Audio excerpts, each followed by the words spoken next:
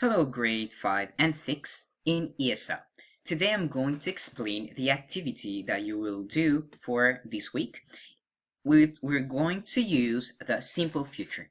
So our objective is to use the simple future will, so I will, you will, or to use the simple future be going to.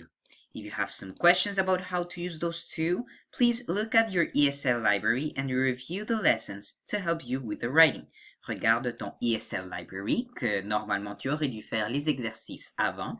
Si tu ne les as pas faits, je te conseille fortement de les faire, ça prend pas tellement de temps à les faire pour que tu puisses utiliser le futur en anglais. Alright, so we're going to talk about after social distancing measures. On va parler après les mesures de distanciation sociale.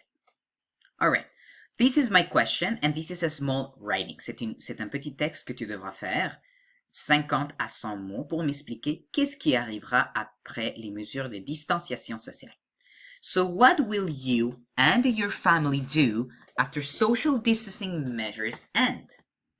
Write a small paragraph explaining me the things that you will do when the virus is going to disappear.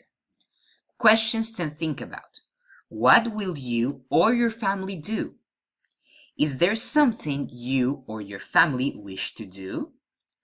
Where will you or your family go? Will you or your family visit someone? Will you or your family help someone? Write your paragraph here, around 50 to 100 words. So I wish you to write a small paragraphs about 50 to 100 words that answers the following questions. You do not have to answer all those questions. You can answer 1, 2, 3, as much as you want, but make sure that is a complete answer. Assure-toi que c'est une réponse complète. All right?